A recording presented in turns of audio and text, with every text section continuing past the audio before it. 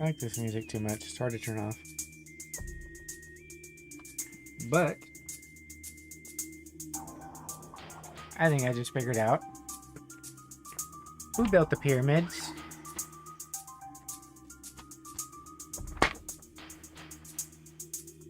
why they built them, what they were used for. Technology was forgotten, and then they had to make the Lighthouse of Alexandria.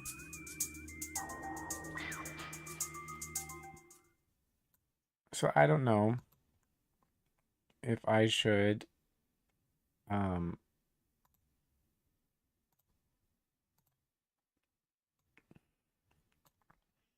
I don't know if I should just say it right now or do an actual episode on it. Because I don't think episode titles are getting any attention, because when you say you solved string theory, that's like the perfect bait. I wasn't lying. I solved string theory.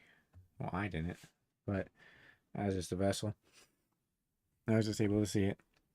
Anybody can. You just have to research the language, which is the word, which is Messiah. So, I think I'll just spit it out, because I think this whole Dutch and Vienna thing goes into it, because let me put the chat up. Okay, there's, because it's all about control of the sea and land trade, control of trade in general. If there's sea trade, they want to control that, so they limit the land trade. If they controlled most of the land trade, they limit the sea trade.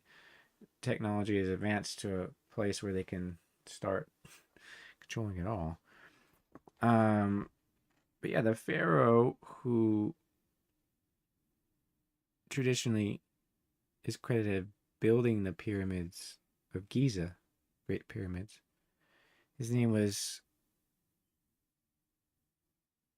Kopu, because the fu is pe, peu, so it's Kapeu, Kap-eu.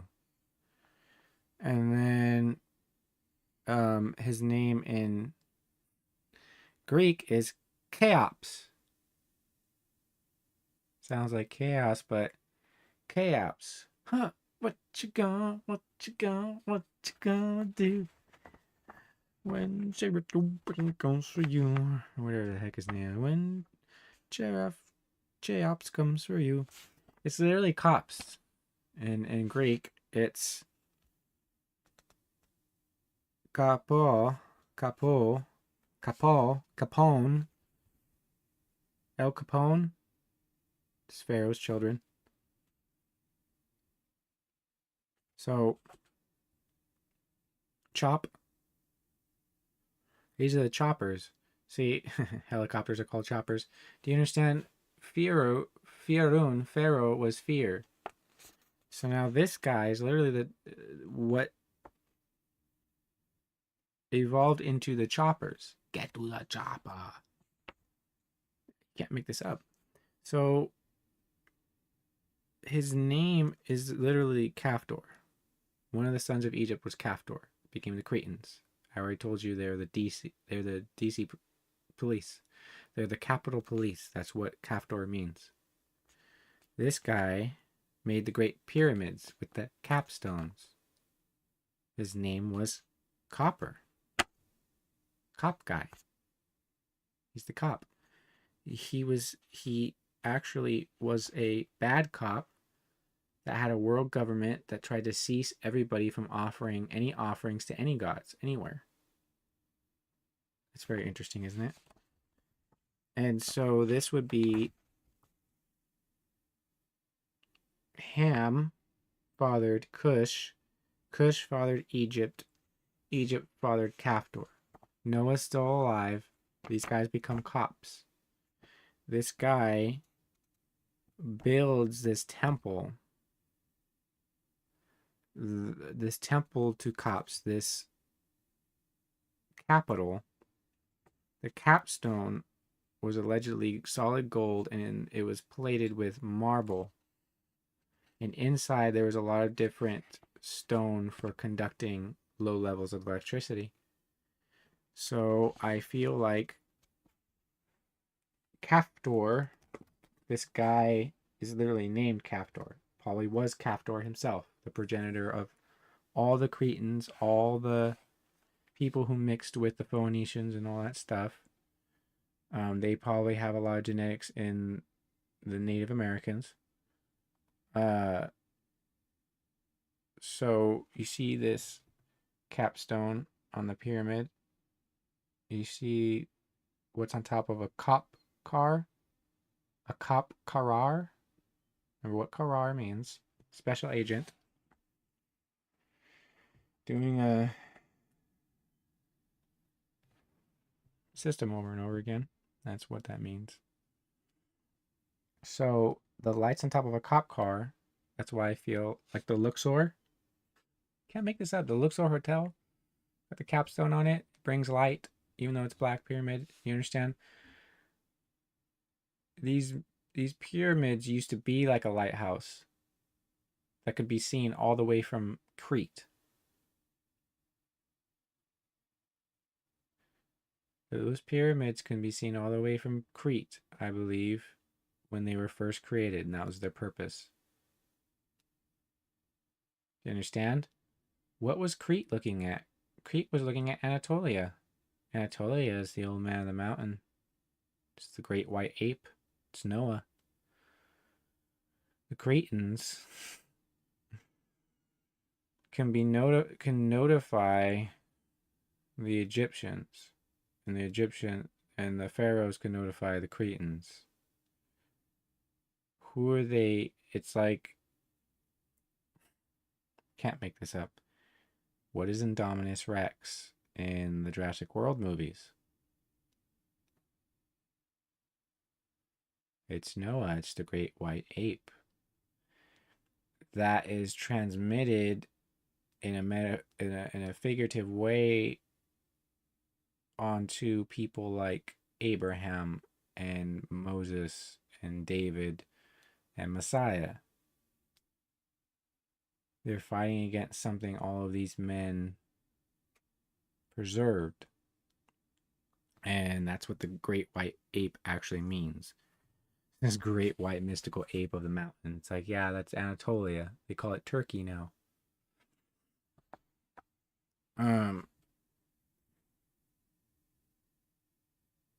They don't even want you to know what it's called, because it evokes the old man from the mountain. That's how much they feared him. The staggerer, the shaker. He probably walked like an old man, but he was so large, he still shook the ground. Probably stared into your soul. White irises. Probably had like a white irises with like a gold ring. And he probably like he could just look at you and just you tell him everything. You can't hide anything. It's like he's just so terrifying. But it's not like an evil terrifying. It's like a authority and power terrifying. Like, don't go up into that mountain, the old man will eat you. It's like, no, the old man's actually really nice. Noah's actually just like Messiah. He's living up in the mountain. And there's some people up there who probably do some kind of like teaching, training thing. It's like, you know what, we're going to live up here. He goes, and every once in a while, I'm going to send you guys out there. Noah lived long enough to be able to I don't want to get into it, because if people don't understand it, I feel like the information could weaken their faith, but you gotta understand that this was an intricate network of people who were defending something very important. And I'm just rediscovering it only because these people died. Shemiramoth, that they died, and I have to speak all of their witness and find hidden things using Abraham's tool given to him by Yehovah, which it says specifically the word of Yehovah came to Abraham. It's Messiah. So right under this one is the Paros, the lighthouse of Alexandria, and that was allegedly in 280 BC. Then right after, that was like around the time the Jewish sector of Egypt was growing, and they had their own sector. And they had a lot of learning there. But see, a lot of them decided to be very Joktanite-ish, and they want to hide it from people. There was a lot of intellectual stuff that came out of Alexandria and all that. But I don't want to get distracted. I just saw that out of the corner of my eye, and I thought that all that stuff about the pyramid is super interesting. Sure, there'll be a lot of silence, though, because I feel like we're entering the age of silence, where that song about the sound of silence actually comes true, or it's been coming true since it's been written, basically. Nobody dares disturb the sound of silence. I'll do it. It'll be all quiet, and I'll just make everybody uncomfortable. I'll go with my mouth, obviously. I'll go, and then everybody like, what's that? Well, I just disturbed the sound of silence. Get ready. 80 years Dutch War of Independence. They really wanted to be the top dog. And what are hot dogs called? Dogs. Top dog.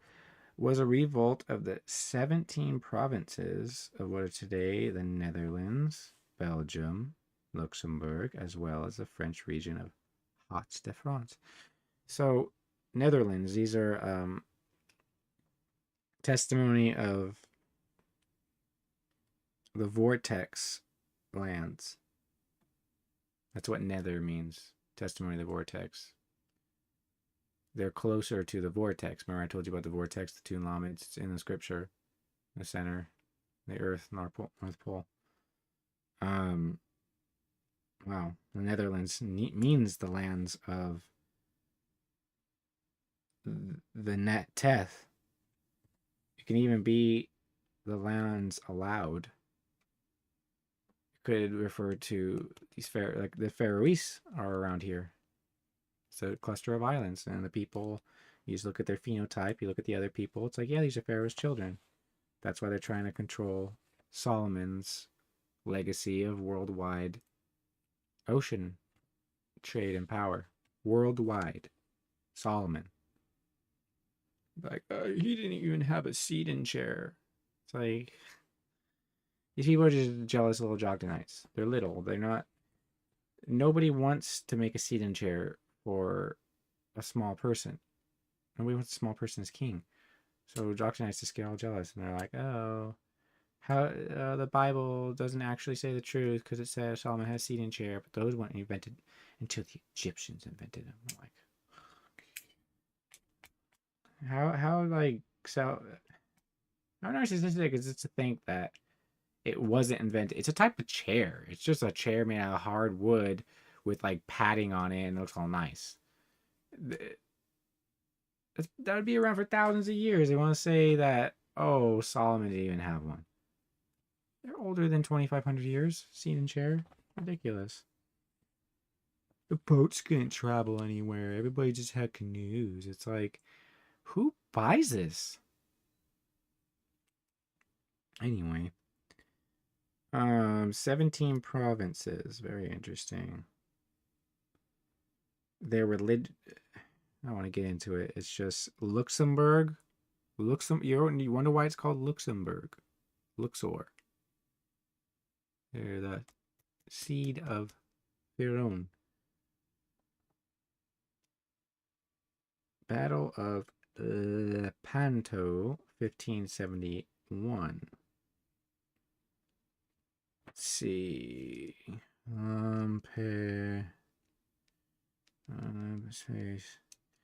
Scholar of the mark of the face. Or the face mark.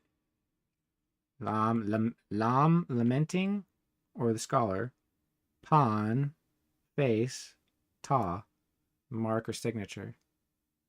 This battle was probably a precursor of resisting what would eventually become the Mark of the Beast. So let's see. The Battle of Lepanto took place on the 7th of October. 1571, when a galley fleet of the Holy League, a coalition of the Republic of Venice, the papacy under Pope Pius V, Spain, including Naples, Sicily, and Sardinia, the Republic of Genoa, the Dutch. Where's the rest of this? Does it not have the rest of this? I'm looking it up. It doesn't have the rest of this. I'm looking at the battle right now on my phone. That might be the easiest. I'm looking this up right now. Get my phone away from the microphone. It makes a buzz in my ear when it uses the internet. It's weird. Let's go. So that lady, the French lady running for office, Le Pen. Same thing with this without the mark. Scholar's face.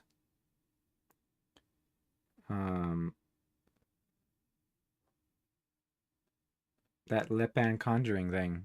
Le Pen. The scholar, the face of the scholar. Conjure the face of the scholar.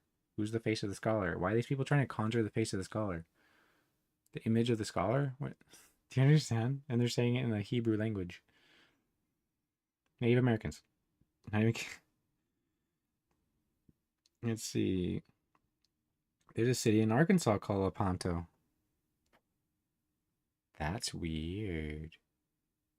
Texarkana. It's probably in Texarkana. That's weird. Lepanto battle. There we go. Yeah, because this doesn't have all the information. So let me see. Battle of Lepanto was a naval engagement that took place 7th of October 1571, when a fleet of the Holy League coalition of Catholic states, arranged by Pope Pius V, inflicted a major defeat on the fleet of the Ottoman Empire in the Gulf of Patras. It's literally the Gulf of the people of the Father.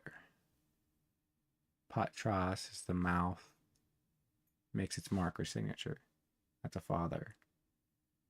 The Ottoman forces were sailing westward from their naval station in Lepanto, the Venetian name of ancient Naupactus. Turkish, it's Inabati. So, okay, let's see the other names for this. No. That is the... Maybe the small testimony in the mouth, or just the testimony in the mouth is like the outstretched asking hand that divides, or the people with the asking hand. So it's people who are reaching out and ask. Their testimony is their mouth reaching out for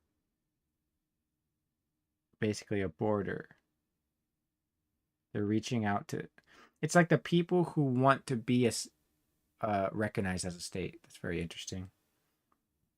And then in Turkish, it's Inabati. That would be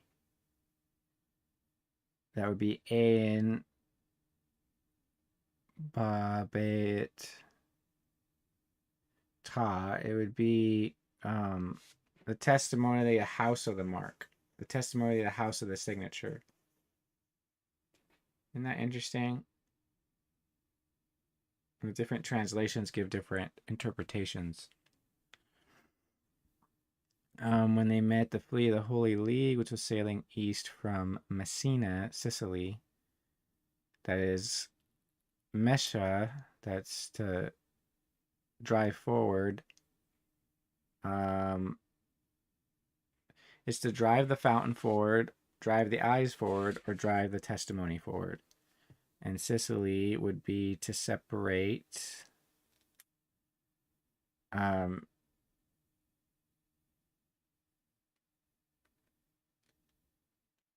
That's weird. The city of the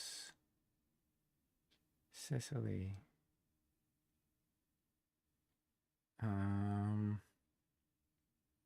It's like abundant testimony of scholarship in the city. Roughly, you can do that with the language. I think makes sense. Wow.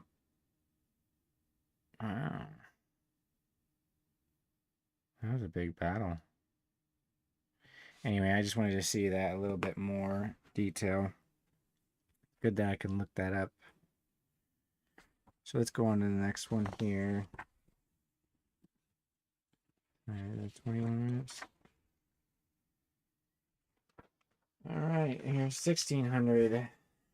Battle of Newport, Dutch revolt. You know, like Newport Beach. That's all the way on the other side. The Dutch really went around, didn't they?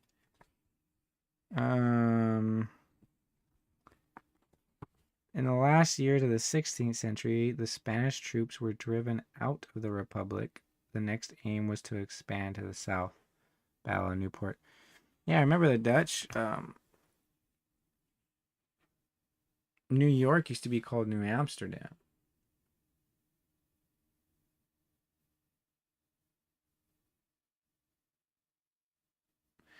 It'd be like Amsterdam would be like the people who divide the mark. That's Sparta. Literally. Amsterdam. The first part already is Sparta. To Dam, meaning blood. Amsterdam means the blood of Sparta. Amsterdam probably comes from Sparta.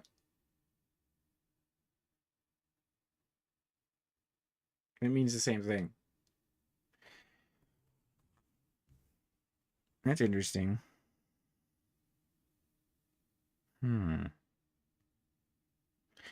Anyways, 1618 to 1648 was the 30 Years' War. It was one of the longest and most destructive conflicts, as well as the deadliest European religious war in history. I mean, relics, I guess technically, but it took place in Central Europe between 1618 and 1648 and resulted in 8 million casualties. Okay, I think I know what the 30 Years' War is. Let me look that one up, because that one's really important. I've spoken about that a lot to people, but I don't think I've done anything online about it.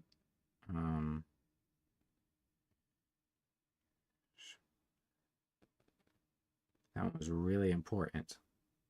I think what came out of that is where the song came from that I'd play. The Wir is something Schwarzerhaufen. The song was like ha ha hum. It's like dum hum dum dum dum hum. It's a really crazy song, but it's basically talking about getting rid of the false priesthood and the corrupt officials. Oh my god, that's weird. From 1618 and 1648, Germany.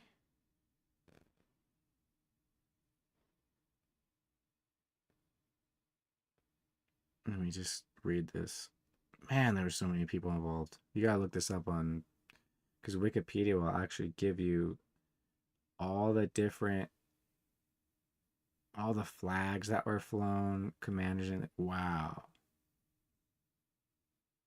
This battle was insane. If you've read about it in history too, it's pretty insane. It's pretty crazy. It tells you what they've done, and it's like people don't understand. They don't understand how life works anymore. Most people in cities. The war can be seen as a continuation of the religious conflict initiated by the 16th century Reformation within the Holy Roman Empire. Remember, this is language. Reformation was all about being able to go by scripture rather than what something that called itself the head of the church said. You understand? They wanted the freedom to study it without somebody breathing down their neck while they're trying to study the Hebrew. Like, it doesn't actually mean that. You can't use it that way. It's like, but it makes sense. It's like, oh, that's just an illusion. It's a devil trying to trick you. They would say anything, anything.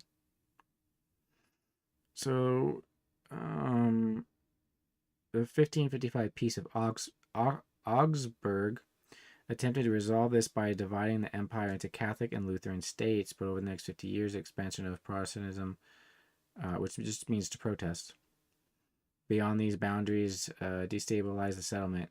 See how they call them protesters? We're Protestants. I ain't no Protestant.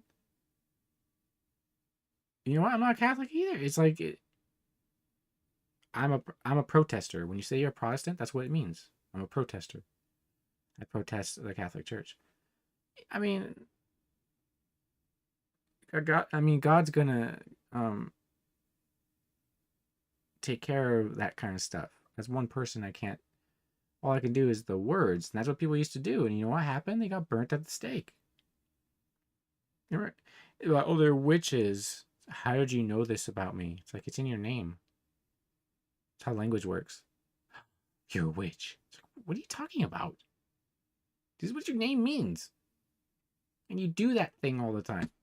It's not witchcraft. It's just comes out of your name.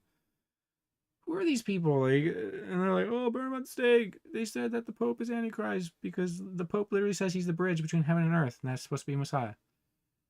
It's like, oh, you called the Pope Antichrist. Now we got to burn you. It's like, what is going on? It was insane. They're like, oh, it's way better back then than it is now. It's so corrupt. It's like, do you read history? Things are getting better in only certain ways. The debauchery is getting worse, and the friction between two continuums is getting worse. There are a lot of aspects that are getting way better because it's preparing for the millennial reign.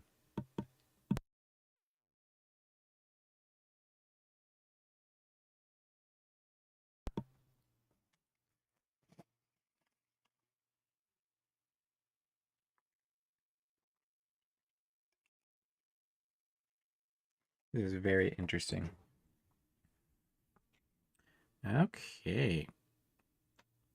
Beyond the boundaries. However, while differences over religion and imperial authority were important factors in causing the war, the most contemporary commentators suggest its scope and extent were driven by the contest of European dominance between Habsburg-ruled Spain and Austria and the French House of Bourbon. Yeah.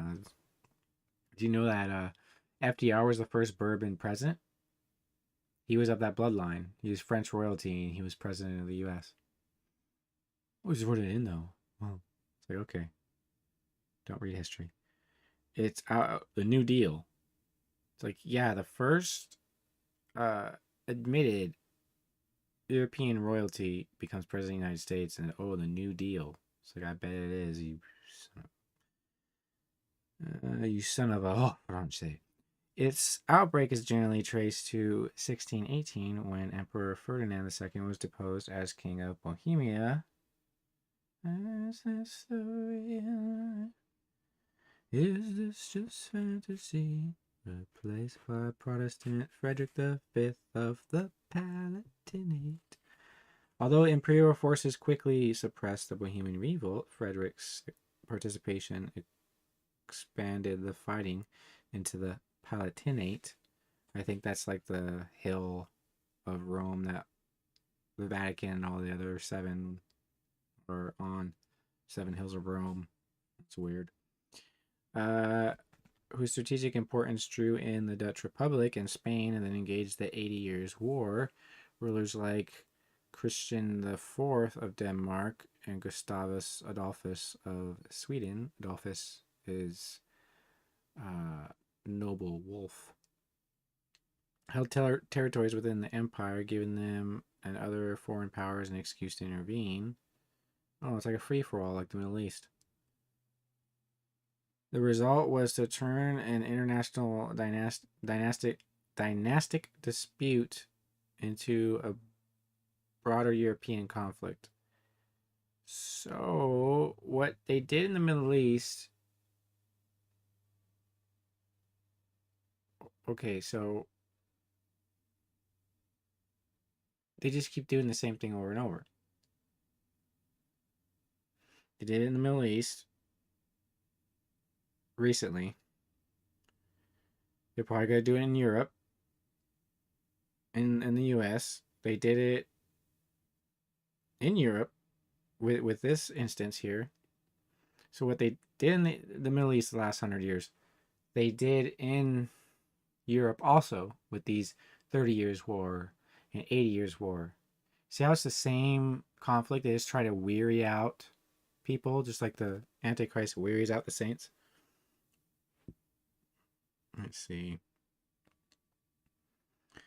From 1618 until 1635, the conflict was primarily a civil war within the Holy Roman Empire, with support from external powers. After 1635, the empire became one theater in a wider struggle between France, chiefly supported by Sweden, and Emperor Ferdinand III, whose principal ally was Spain. This concluded in 1648 with a set of treaties collectively known as the Peace of Westphalia.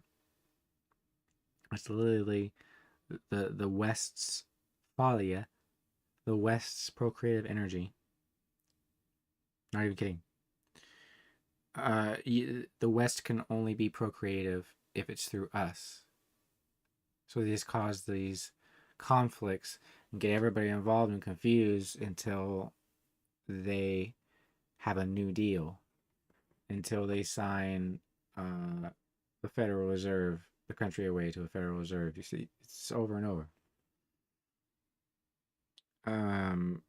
Its provisions included greater autonomy within the empire for states like Bavaria and Saxony, as well as acceptance of Dutch independence by Spain. The conflict shifted the balance of power in favor of France because they were the Amalekite lapdog of Rome, Mars, Egypt, Pharaoh, and set the stage for the expansionist wars of Louis XIV, which dominated Europe for the next 60 years. It's like a Trump-like character.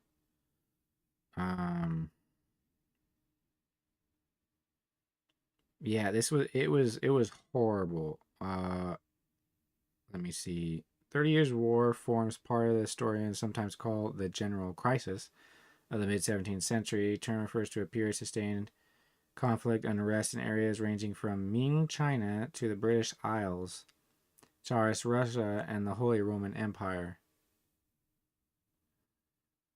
In each of these, fighting combined with famine and disease inflicted severe loss on local civilian populations. While the war certainly ranks as one of the worst of these events, 19th century German nationalists often exaggerated its impact to illustrate the dangers of a divided Germany. They didn't exaggerate. They used facts to foment negative things, but they didn't exaggerate anything. Almost 70 million people were systematically starved to death and murdered over 30 years. You can't really exaggerate that. And then say, oh, they're going to do that to our economy. But then you get this Muppet there that's just kind of a really ballsy veteran that they just pump up his pride and they use him as a puppet because he's too Hamitic. That's why you liked that black guy at the Olympics. What was that guy? Was he a pole vaulter or something? I forgot where you ran like a race or something. And like Hitler sent him a letter or stuck his hand or something. It's like, yeah, Hitler's a Hamite, a white Hamite. That's why he's got a Hittite nose. So it's not exaggerating, but suggestions up to 12 million deaths from a population of 18 million no longer considered accurate, they say.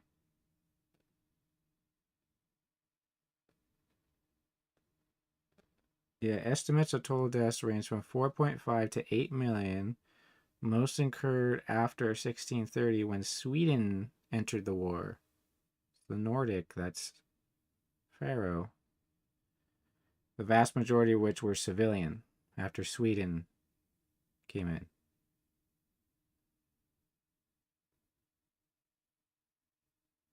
It's literally, Sweden means to split Eden. I don't know if you guys heard that. That was weird. To split Eden. Wow. If it means to split Eden, there's a prophecy saying that a nation in the end, they're fierce, they don't care about anybody. The land in front of them is like Eden, and behind them is like basically the hellfire. Sweden means to split Eden. Sweden and Norway are where a lot of this technology and these billionaires who control all this technology are in. Forgot what that family was called. They're called like the Wahlbergs. Valbergs. Vav Lamed Bergs. The city of the curtain of the curtain hook of the lamentation or scholar. That's weird. Okay.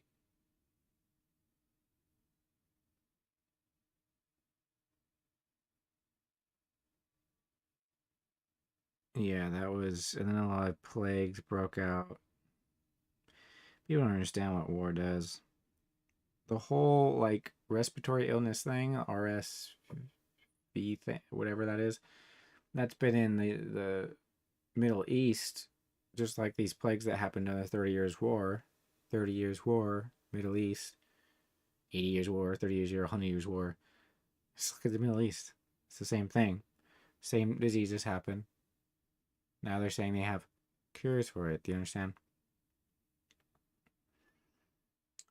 But if you read about the 30 Years' War in detail, like you get an actual book about it, it's pretty insane.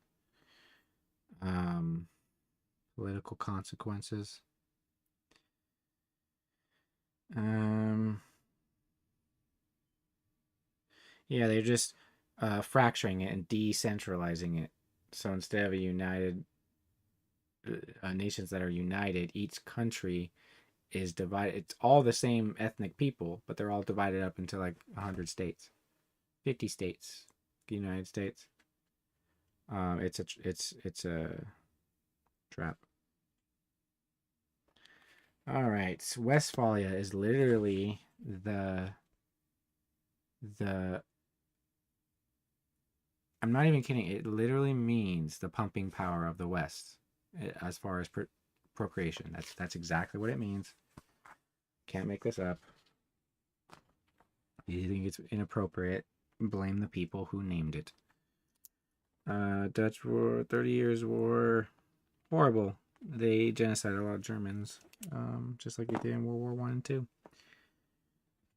But they keep coming back, don't they? Because they are the Germinators. Not even joking. Germinators. The English Civil War, 1642, 1651. Series of armed conflicts and political machinations between parliamentarians. They call them Roundheads. And royalists, cavaliers. Cavaliers rode the horses. You understand? Roundheads are the cops. I told you. I can't make this up. I showed you this the other day. Roundhead, right there. Brachycephalic. This is the black is where it's higher than 80% roundheads. You understand? The English was the roundheads against the Cavaliers. I don't know if what shape the Cavaliers were, but I'm going to guess they had regular European Japhethite elongated heads. That is the white and the gray. It would be the English. The black and the dark gray would be the parliamentarians, the roundheads. There's a reason they call them roundheads. It's, oh, they wore a funny hat or something.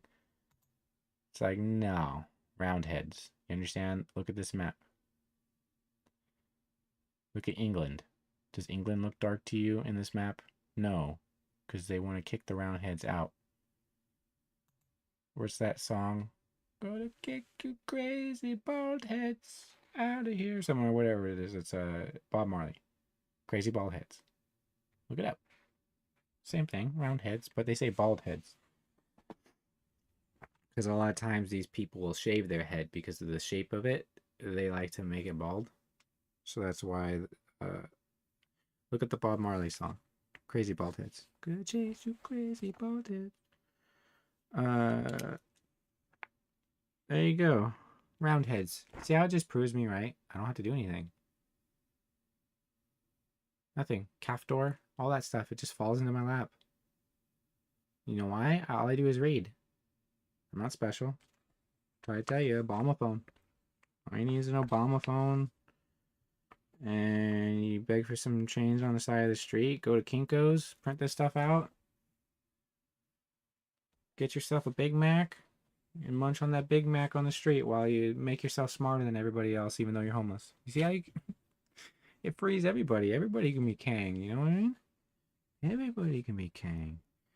1648, 1653. Oh, wait a minute. 1645. 45 to 1669. Ooh. Cretan War. There's no stopping the Cretan hopping. Dude.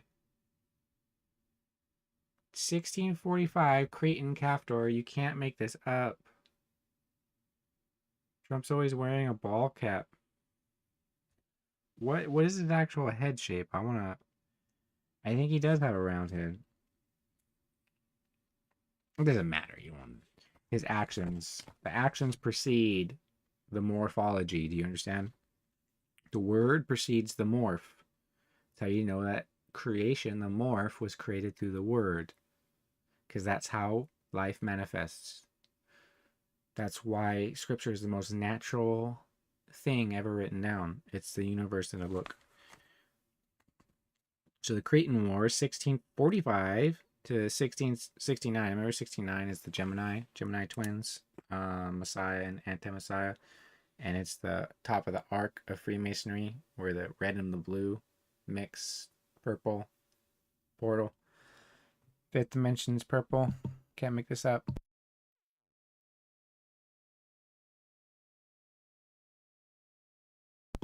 This is crazy. This is wild. What is going to become of this Cretan War? It was a war of Candia. When I say Canada is Canaanites. Well, Candia. Italian Guerra di Candia. As the Sixth Ottoman-Venetian War is better known.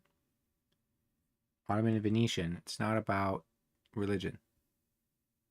It's about control of the sea. If anybody thinks it's religion, they just don't understand how things work.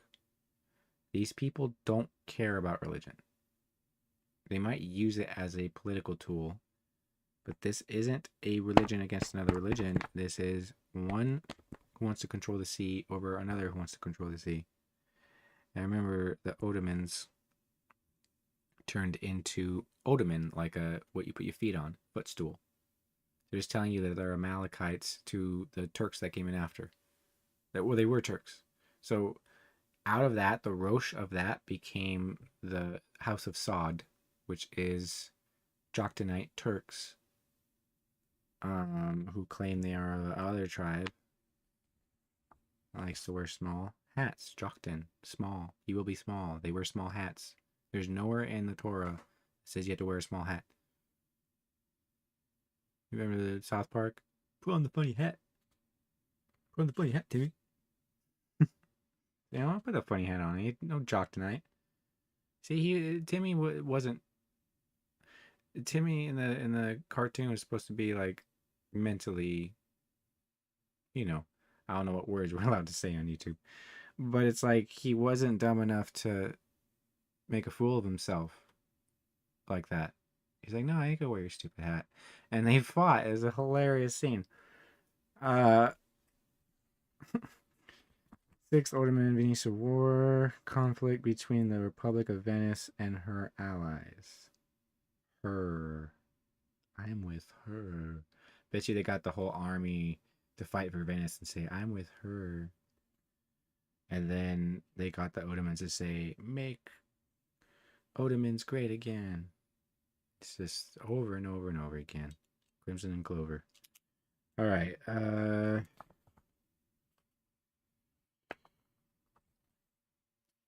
Fronde. Civil wars in France. The French are revolting. They've always been revolting. 1648 to 1653. The Fronde was a series of civil wars in France between 1648 and 1653, occurring in the midst of the Franco-Spanish War. See, all these different wars are basically what these people do. They'll go, like I said, the Belgians, they went to Rwanda or the place around there and started like using physical traits to determine who was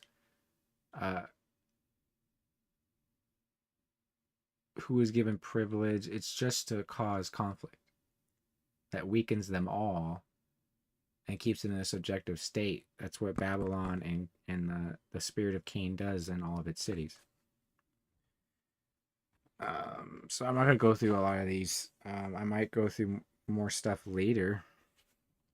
I might do a series on the history book that I have. I'll just take notes, read through it, take notes, and then note certain things.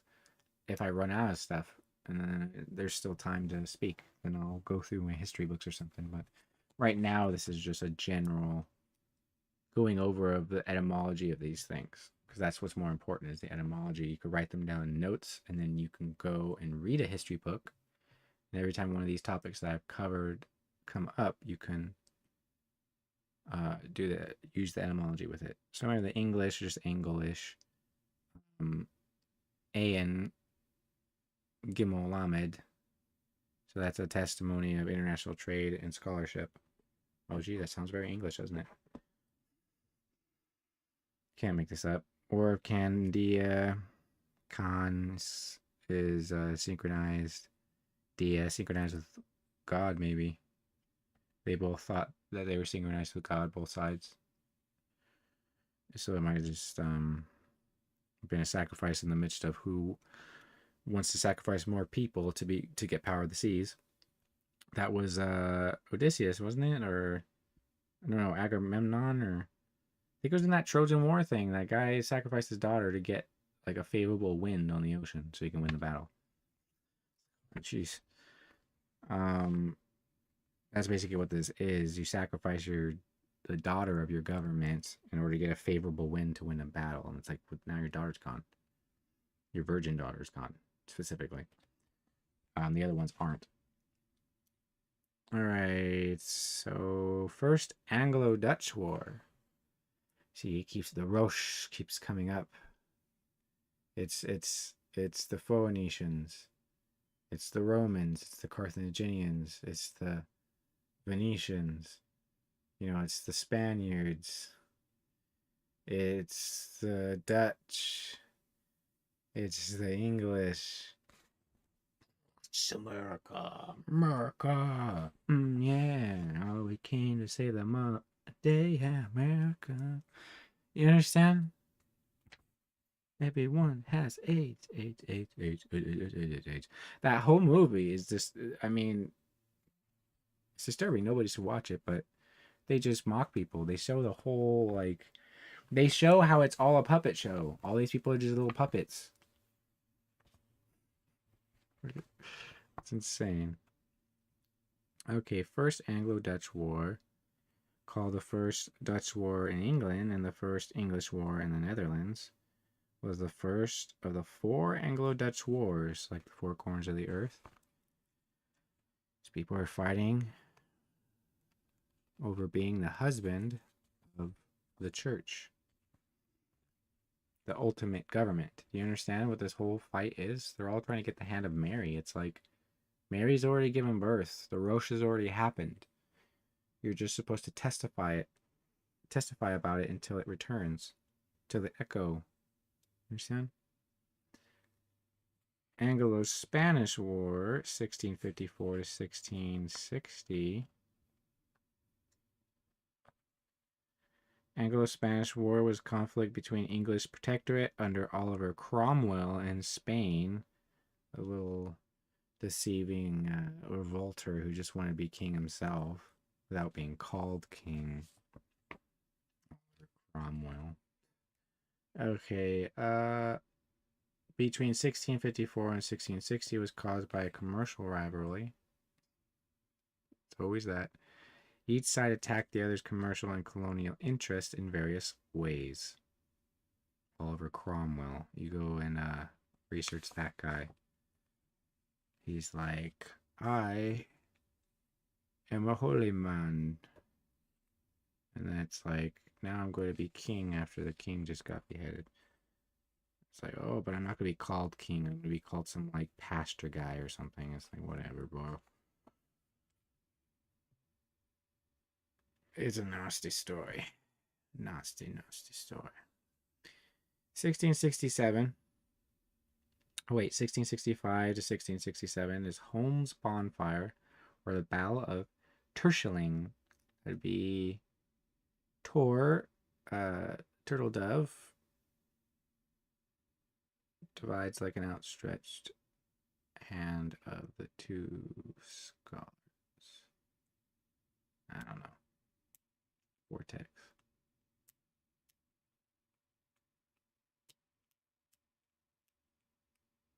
Holmes Bonfire was a raid on the Vlei estuary in the Netherlands, executed by the English fleet during the Second Anglo-Dutch War on the 19th and 20th of August 1666. The attack, named after the commander of the landing force, Rear Admiral Robert Holmes, that is the noble Holmes, to behold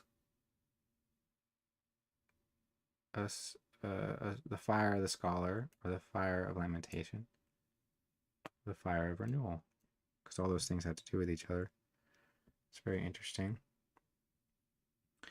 So 1667, 53 minutes. It's getting hot in here. I was like, it's getting hot in here. What time is it? Because usually after about an hour, it gets pretty hot in here. Air conditioning. The raid on the Medway, 1667.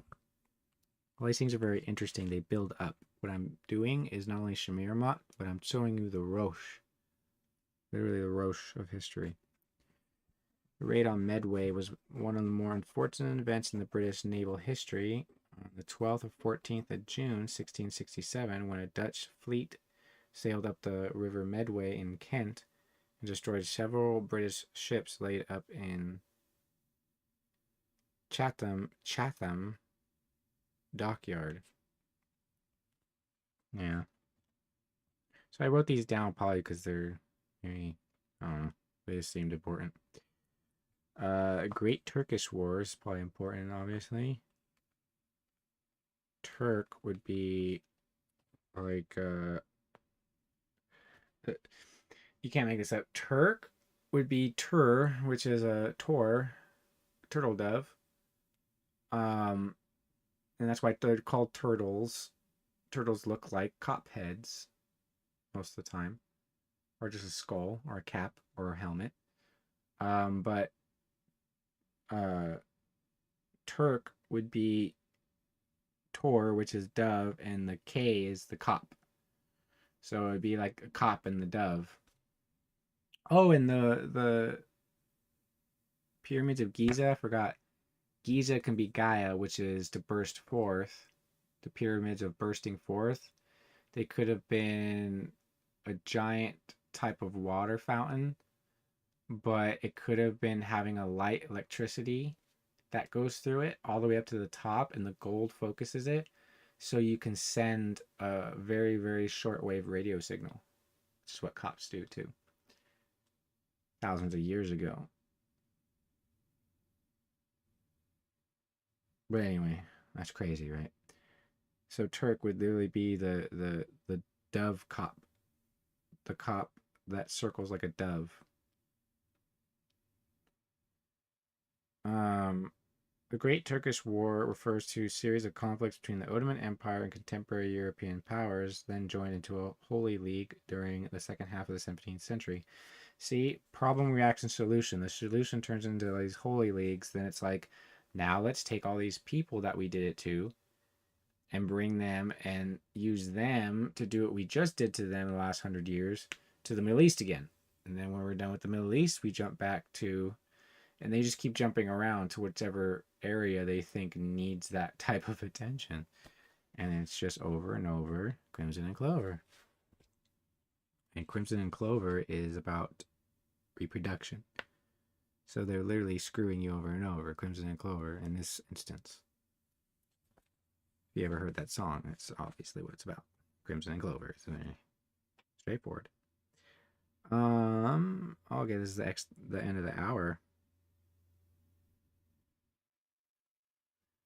Let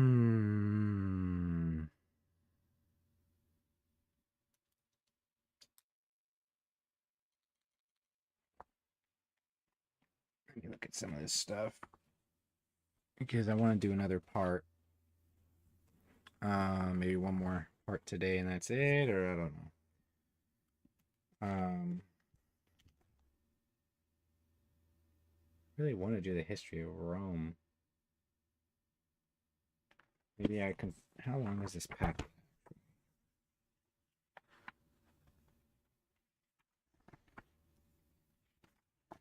Should do the history of some of the history of Rome. Mix it up a bit. I do have the history of Rome in here. I got American president's genealogy chart too. Direct descent. Yeah. Second cousins, third cousins, fourth cousins, fifth cousins. I want to kind of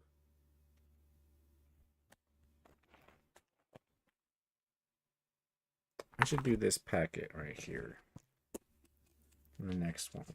Just to give more context on this whole Holy Roman Empire thing and Ottoman thing. I literally have the Ottoman and Holy Roman Empire on double-sided, homie. They're the same. It's just problem, reaction, solution. So I think I'll do that because I'm kind of tired of this current thing that I'm on. I'd rather do this. So I'm gonna do probably one more. One or two more, probably just one. Let me turn this music on here.